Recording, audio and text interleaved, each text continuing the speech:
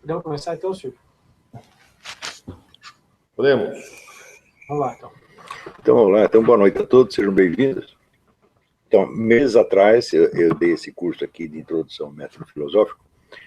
Foi assistido, creio, com umas 20 ou 30 pessoas. E agora, o Silvio Grimaldi está colocando isso à disposição de um público maior. E aproveitando a ocasião, então, achei que devíamos dar algumas explicações preliminares a respeito do que foi o curso, de por que eu dei esse curso, qual é a nossa pretensão, aonde que pretendemos chegar com isso. Bom, a pretensão, obviamente, é de colocar um pouco de ordem na imagem pública da filosofia, porque a filosofia, nos últimos anos, se transformou apenas numa profissão universitária, e ela, evidentemente, é muito mais que isso, e, ao longo da sua história, como nós veremos, ela nem sempre foi uma profissão universitária, e, sobretudo, não o foi em alguns dos momentos mais brilhantes da sua história. É claro que se você pegar estudantes de filosofia e espremer o cara e dizer, olha, me diga aí em uma frase o que é filosofia, nenhum consegue. Ou seja, eles simplesmente não sabem o que é filosofia. Eles sabem coisas a respeito da filosofia, sabem isso, sabem aquilo outro, mas o conjunto forma uma brilhante confusão que só contribui, no fim das contas, para o crescimento ilimitado do charlatanismo. Nós temos aí até o nosso ministro da Inculcação, o Renato Giannini, que é, evidentemente, uma besta quadrada, uma pessoa totalmente inepta, mas que, para todos os efeitos, é professor de filosofia e até filósofo. Quando as coisas chegam a esse ponto, então é claro que a confusão se estabeleceu no ensino da filosofia. Isso não é só no Brasil, em outros países também acontece, mas não em escala tão grave. E onde você vê que isso acontece na filosofia, também é normal que toda a cultura reflita a confusão, porque se os camaradas especialistas em compreender não estão compreendendo nada, muito menos os outros. Tá certo?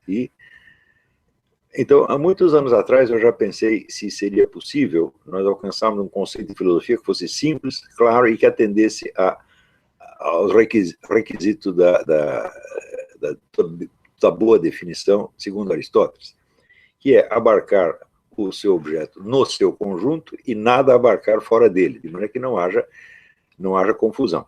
Para isso, você tem que alcançar o que é a essência dessa atividade, e a essência é aquilo sem o qual ela não é ela mesma.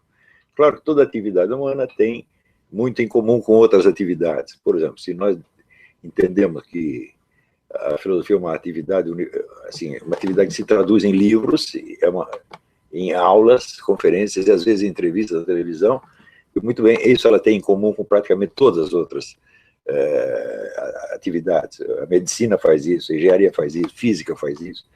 Então, é evidente que você, quando diz isso, você não está dizendo nada sobre a filosofia.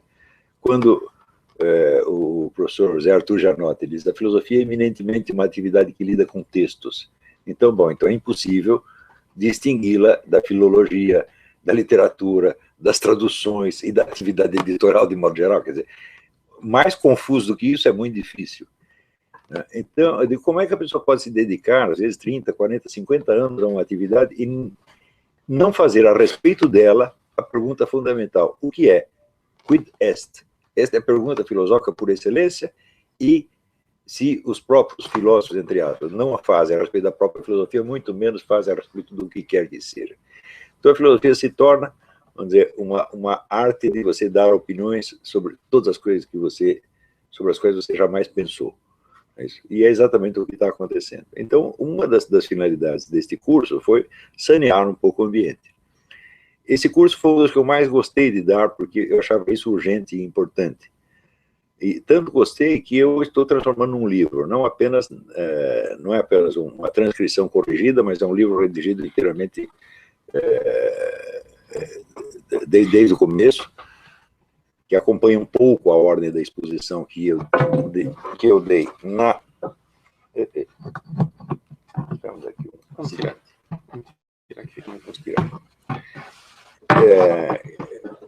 a ordem da exposição que eu dei no curso e que eu dei depois na aula 287, resumidamente, compactadamente, na aula 287 do curso online de filosofia.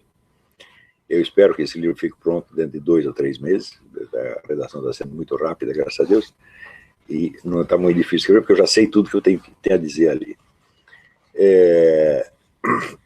O curso conserva, no entanto, todo a sua importância, a sua autonomia, por ter a vantagem da exposição oral, informal, que às vezes facilita as coisas mais do que um escrito. Mas a questão do conceito da filosofia é uma coisa que me preocupou muito, desde há muito tempo, por eu ver que inumeráveis manuais de filosofia começavam logo dizendo que a filosofia não pode ser definida de antemão. E muito bem, se ela não pode ser definida de antemão, e ela só o será no fim da investigação, o que impede o distinto autor de enunciar a sua conclusão primeiro, como em geral as pessoas fazem em todos os demais departamentos? Geografia, eu digo, bom, se eu te der uma definição de geografia, você não vai saber praticamente nada a respeito de geografia, apenas uma forma lógica. Tá certo? Mas você só vai saber o que é geografia depois de você estudá-lo algum tempo, daí você tem a visão concreta e cheia, plena da coisa. Então, isso aí se aplica, se isso fosse válido, se esta alegação da impossibilidade de definir fosse válida, ela seria válida para todos os departamentos do conhecimento, né? Porque uma simples definição não dá para você a vivência concreta do que você está lidando, não é isso?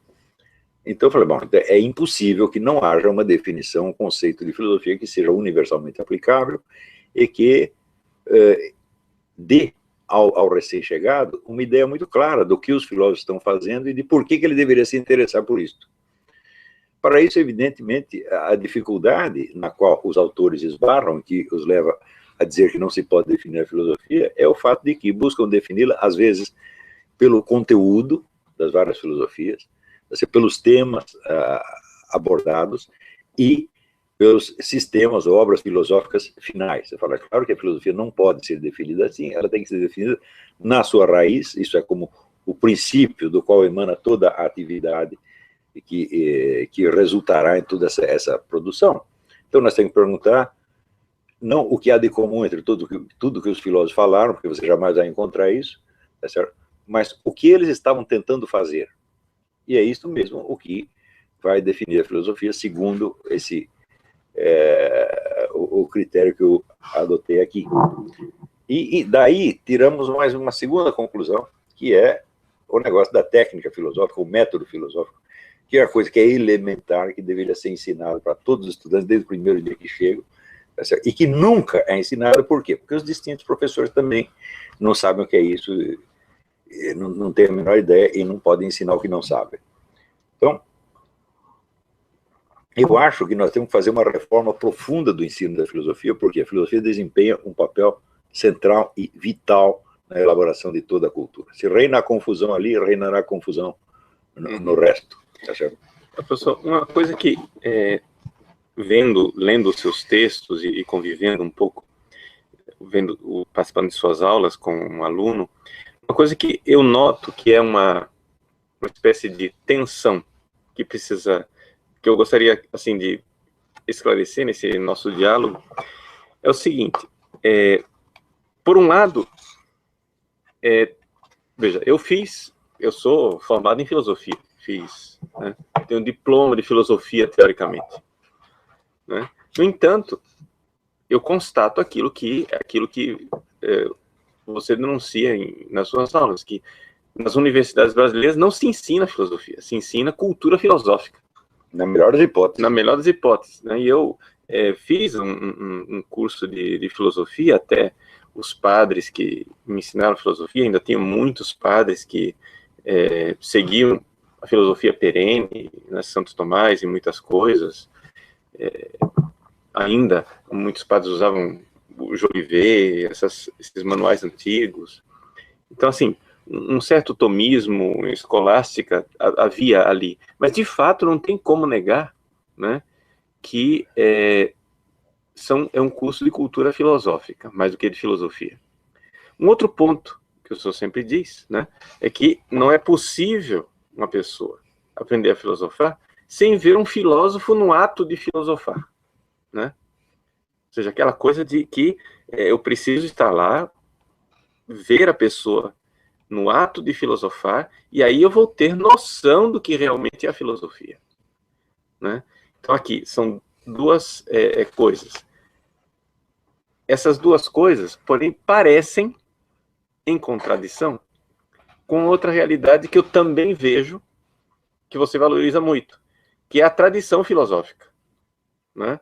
Ou seja, problemas filosóficos que foram apresentados por autores anteriores que precisam ser valorizados. Então, essa coisa, veja, não pode ser cultura filosófica, né?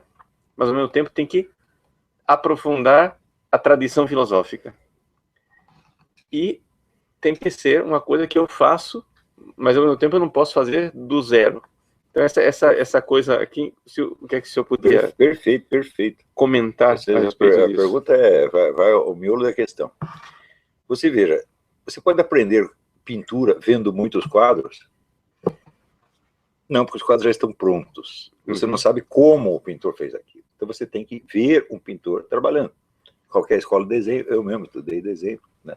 Não estudei pintura, mas estudei desenho. Todo o truque era esse, você vê como o professor faz e você fazer. Todo o ensino de natureza técnica, ele contém muitos elementos que não são traduzíveis em palavras. Você vê até na área científica, por exemplo, eu tenho aqui, sei lá, um reator atômico. Basta eu ler o manual de instruções, não, eu preciso ver o sujeito operando, né? Cada gesto que ele faz, e ele não vai me dar uma série de indicações. Então, todos os equipamentos científicos requerem a presença física, real do instrutor. Não é isso? Se não tem isso, você tem, vamos dizer, você está no campo da adivinhação. Você vê como as coisas funcionam, mas você não sabe como, né, da onde aquilo vem, como se faz. E na filosofia é exatamente a mesma coisa. A coisa mais rara na filosofia é um filósofo nos explicar como é que ele fez a filosofia dele. Eu só conheço um único caso, que foi Edmund Husserl. Edmund Husserl sabia taquigrafia, e ele escrevia quase na velocidade com que pensava. Então, cada passo da investigação dele está mais ou menos documentado. Mesmo assim, é muito difícil, porque Husserl inventou um vocabulário filosófico dele próprio, que só para você aprender o vocabulário leva 2 anos. Tá certo? Mas é o único caso de documentação. Existe também, vamos dizer, o caso raríssimo, isso aí o Léo Strauss assinala, fala, bom, todo mundo que aprendeu alguma coisa, aprendeu com outro, que aprendeu com outro, que aprendeu com outro, que aprendeu sozinho. Né? Então você sempre tem no início das tradições alguém que aprendeu sozinho. Ou pelo menos o essencial aprendeu sozinho. Sim. Então você tem, vamos dizer, inauguradores de tradições que estão trabalhando, vamos dizer, um terreno que está vazio e eles têm que começar do começo. Uhum. Na filosofia existem alguns casos. Sócrates é um desses. Embora ele conhecesse bem aquilo que os seus antecessores tinham feito, o que eles fizeram não se aproximar nem de longe do que. Se você compara, por exemplo, sentenças que não sobraram de Parmênides com o de Sócrates, você vê que Parmênides ele emite impressões gerais que ele teve a respeito do mundo. É só isso. Você não vê investigação propriamente dita. E o Sócrates, onde você nunca tem as conclusões, você tem toda a investigação, todo o encaminhamento da investigação. Porque ele, conversando com pessoas, ele imitava o seu diálogo interior, os passos que ele tinha dado para investigar o assunto. Então você vê a filosofia funcionando, tá certo? Desde o início. Aí vocês têm sempre esse elemento de autodidatismo que é inerente aos inauguradores de tradições. Mas, veja, uma coisa é o talento filosófico, outra coisa é o talento do autodidatismo. Você pode ter uma e não ter a outra. Né? Então, por exemplo, Sócrates tinha autodidatismo, mas Platão não tinha, Aristóteles não tinha. Tá certo? E são filósofos enormes. Quer dizer, para iniciar a tradição, você tem que ter esses 2 talentos. Você tem que conseguir aprender sozinho e dominar o assunto internamente. Tá certo? Então, no Brasil, o ensino da filosofia ele chegou a um ponto tal de decadência, que eu falei, nós temos que começar de novo, isso aí não dá para usar o que tem aí. Eu tive a sorte de conviver com um filósofo de verdade, que era o padre Stanislau lá dos Anjos, e ver como ele funcionava. Então, o padre lá dos Anjos, o que ele fazia? Ele levantava uma questão, justificava por que aquela questão era uma questão filosófica e por que era uma questão importante, e em seguida ele analisava aquilo desde o ponto de vista de todas as correntes de pensamento, desde o começo dos tempos. E ele, em cada etapa, ele explicava aquilo como se ele fosse um representante daquela escola. Direitinho. Depois outra. Com isso ele armava a equação. Se você ouve negócio do Aristóteles, a filosofia